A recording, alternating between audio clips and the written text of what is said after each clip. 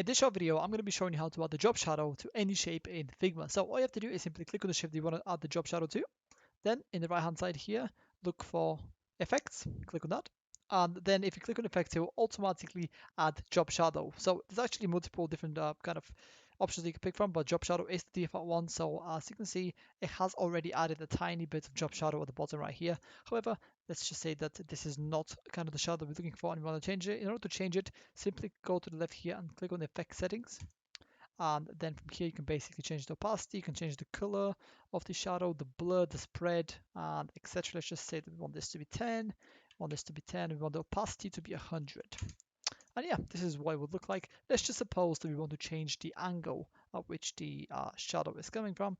So what I want to do in this case is basically just kind of play with the X and the Y. So if it's the X, let's just say we want to move the shadow a little bit. At the bottom, we're going to simply press 5 or like select number 5.